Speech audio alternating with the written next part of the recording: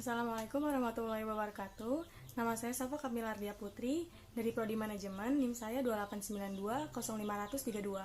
Di sini saya akan membahas tentang fungsi dan peran agama dari Project Test Agama Islam. Ada beberapa alasan tentang mengapa agama itu sangat penting dalam kehidupan. Antara lain adalah yang pertama karena agama merupakan sumber moral. Yang kedua, karena agama merupakan petunjuk kebenaran. Yang ketiga, karena agama merupakan sumber informasi tentang masalah. Yang keempat, karena agama memberikan bimbingan rohani bagi manusia baik di kala suka maupun di duka.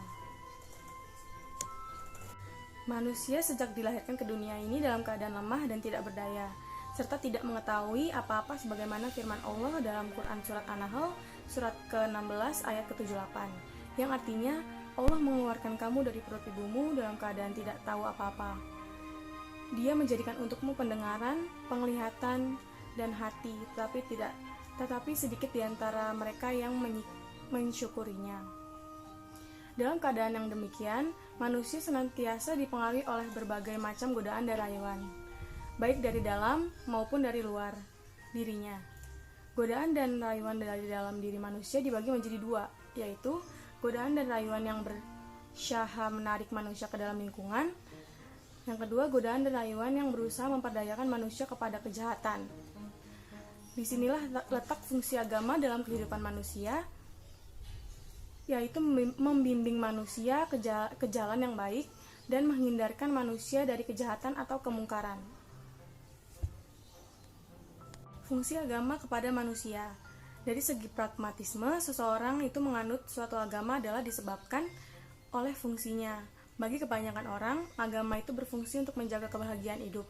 Tetapi dari segi sains sosial, fungsi agama mempunyai dimensi yang lain, seperti yang diuraikan di bawah ini. Pertama, memberi pandangan dunia kepada satu budaya manusia.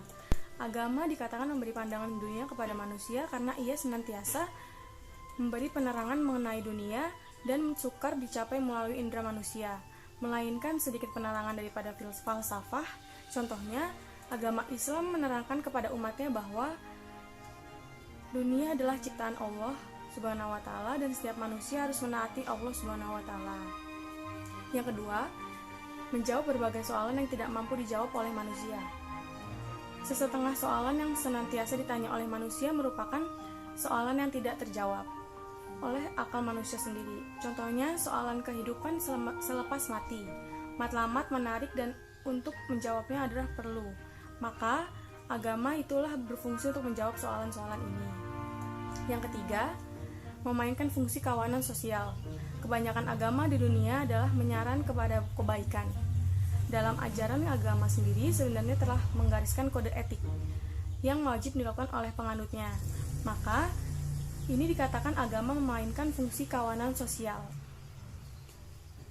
Selanjutnya ada tujuan agama.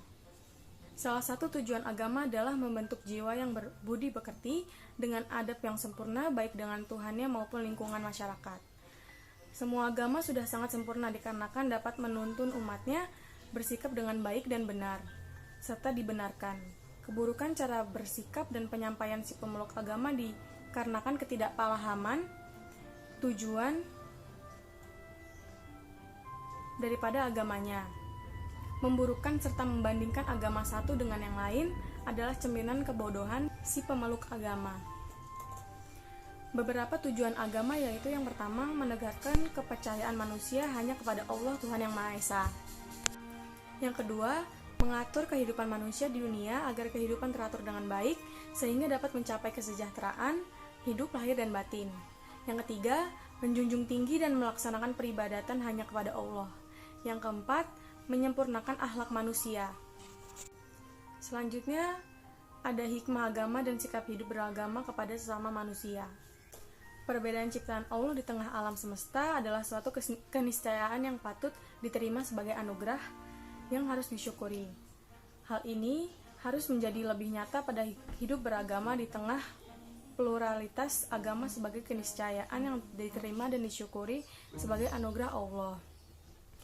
Seorang yang tulus dan beragama akan menghormati, menghargai, dan bahkan mengasihi atau merahmati sesamanya karena sesamanya adalah manusia yang dikasihi Allah.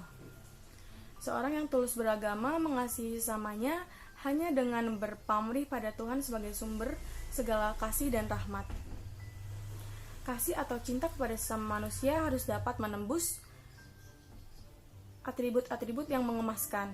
Atribut perbedaan yang melekat pada diri seorang tak harus menjadi perisai yang menangkis atau menangkal kasih atau rahmat yang diberikan oleh orang lain kepadanya. Secara hakiki, manusia adalah manusia ciptaan Allah, sehingga saling berbeda tidak mengharuskan seorang untuk berlaku tak adil dengan membeda-bedakan seorang dengan dirinya atau dengan orang lain. Membedakan diri sendiri dengan orang lain adalah perbuatan akal sehat, tapi membeda-bedakan atau melakukan diskriminasi terhadap orang lain justru bertentangan dengan akal sehat dan nilai kemanusiaan yang dijunjung tinggi oleh umat beragama dari setiap agama yang saling berbeda.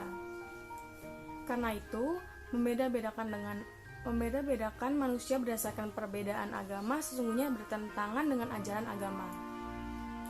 Sebagai bangsa yang beragama, sepatutnya kita menjadi contoh terbaik bagi umat manusia sedunia dengan cara hidup yang saling mengasihi dan saling merahmati dengan menerima perbedaan agama sebagai rahmat Allah.